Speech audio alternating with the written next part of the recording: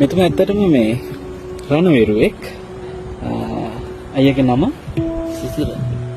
සිසිර මහත්තයා. රණවිරුවෙක් විදිහට එතුමා රට වෙනුවෙන් ලොකු කැපකිරීමක් කරලා තියෙනවා. මම ඔබට පෙන්වන්නම් එතුමා මේ කරපු කැපකිරීම. අද මෙතුමා බොහෝම ගෞරවයෙන් වන්දනා කරන විදිහ දැකලා මගේ හිතේ පැහැදීම ඇති වුණේ. ඔබතුමා මේ සෑමලුවේ අද යම් කිසි වතක් කරනවා. මොකද්ද? බුද්ධ වත.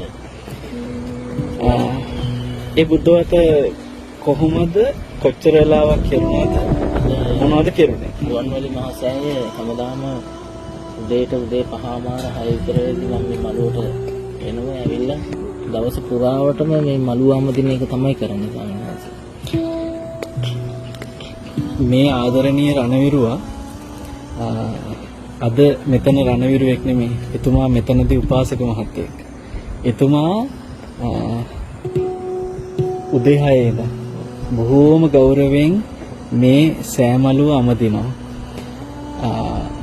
මෙතුමා මේ සෑමලුව අමදින එක ඔබට හිතෙයි ඉතින් ඔක කතා කරන්න තරම් පුදුම දෙයක්ද කියලා.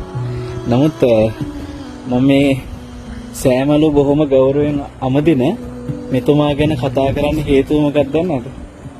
එතුමාට තියෙන්නේ එක කකුලයි. මේ පාදය අහිමි වෙලා තියෙන්නේ යුද්ධෙදිනේ. මෙතුමා මට කිව්ව ලස්සනම කතාව තමයි පාදය අහිමි වුණාට මොකක් හෝ ලොකු පිනකට S2 අහිමි වුණේ නැහැ කියලා. එතුමාට S2 ආරක්ෂා වෙච්ච නිසා එතුමාට භාග්‍යතුන් වහන්සේව ජීවමාන සංඥාවෙන් මහා සෑය ළඟද දැක බලමින් වන්දනා කරමින් බොහොම ගෞරවයෙන් මේ බුද්ධවත කරන්න භාග්‍ය ලැබිලා තියෙනවා. 6.3-4ක් විතර උස හැඩි දැඩි මහත්මේ මෙතුමා පුළුවන් කාලේ සෑහෙන මේ අතපය වෙහෙසලා රට වෙනුවෙන් එදා කැප කළා. අද බලන්න භාග්‍යතුන් වහන්සේ වෙනුවෙන් හිතා ගන්න බෑ මේ කණි කකුලක් තියාගෙන මේ මුළු මළුවම අමදින්න තරම් ධෛර්යයක් වීරියක් තියෙනවා කියලා කියන්නේ. ජීවිතේ කොහොම හරි බේරිලා අද යාට ලොකු භාග්‍යයක් ලැබිලා තියෙනවා. ඉතුරු වෙලා තියෙන මේ ශරීරයෙන් කොහොම හරි ගැට ගහගෙන බුදුරජාණන් වහන්සේ වෙනුවෙන් මේ උතුම් බුද්ධවත කරන්න.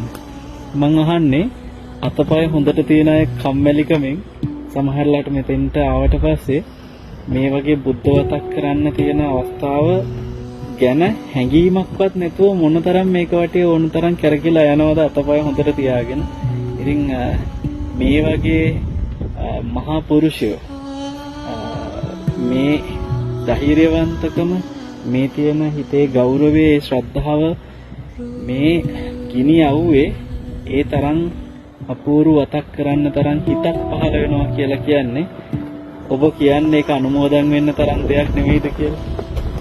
බොහොම ගෞරවයෙන් ඔබතුමා මෙතෙක්කල් මේ කරපු බුද්ධවත අපි ඉතාම ශ්‍රද්ධාවෙන් මෙච්චිතෙන් ඔබතුමාට දීර්ඝායුෂ ප්‍රාර්ථනා කරමින් අපිත් ඒ පින් අනුමෝදන් කරනවා.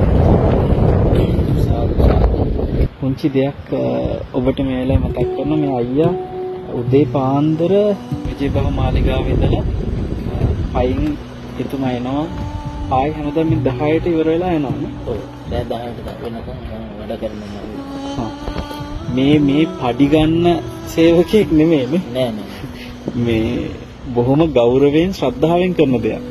ඉතින් මේ වෙලාවේ මේ මෙතුමාගේ පින අනුමෝදන් වෙන ගොඩක් කලාවට ලංකාවෙන් පිට ඉන්න අය ඉන්නවා. අපිව බලන කාට හරි හිතක් ඇති වෙනවනම් එතුමාට මේ අර මේ බුද්ධ වතට විජයබහ මාලිගාවේ ඉඳලා ඒ ඇතුලේ පාරේ ඉඳලා මේ සෑය ළඟට දෛනිකව එන කටයුතු වෙනුවෙන් මොකක් හරි පහසුකමක් සලස්සන්න සුදුසු ක්‍රමවේදයක් කාගේ හරි හිතකට පුණ්‍ය සිතක් විදියට ඇති වෙනවනම් මෙතුමා මේ කරන බුද්ධවතට ඒ එකතු වෙන පින් ඇති කෙනා හැමදාම දෛනිකව ඒකේ කොටස්කාරයෙක් බවට පත් වේවි. මොකද මේ වගේ විශේෂ අවශ්‍යතාවයක් තියෙන කෙනෙක් කියන්නේ මෙතුම මේ උපතින් සිද්ධ වෙච්ච දෙයක් නෙමෙයි.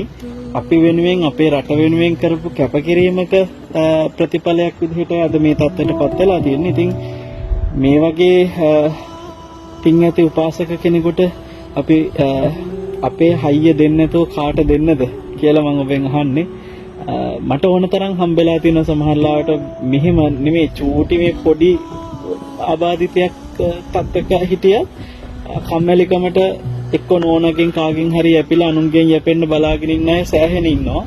ඉතින් මෙතුමා කාගෙන්වත් එහෙම ඉල්ලන්නේ කරන්නේ යැපෙන්නේ නැතුව මේ විදිහේ කැපකිරීමක් කරනවා කියන එක තුළම මේ වගේ අයට තමයි මේ වගේ ධෛර්යවන්තයින්ට තමයි අපි එකතු වෙලා අපේ පුළුවන් විදිහට අපේ ශක්තියෙන් උදව් කරන්න ඕනේ කියලා මම මතක් කරනවා. කාට හරි පින්සිතක් ඇති වෙනවා නම් කතා කරන්න අපිට අපි සම්බන්ධ කරලා දෙන්නම් මෙතුමාව. හැමෝටම ආශිර්වාද කරනවා. එහෙනම් අපි මම මේ අතුගාල පොඩ්ඩක් පෙන්වන්න කියලා ගිහුවා.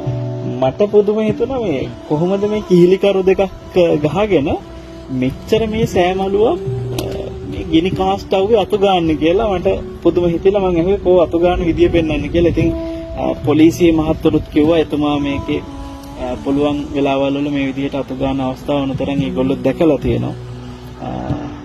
ඔබතුමාට නම් දීර්ඝායුෂ ප්‍රාර්ථනා කරනවා. සංසාරේ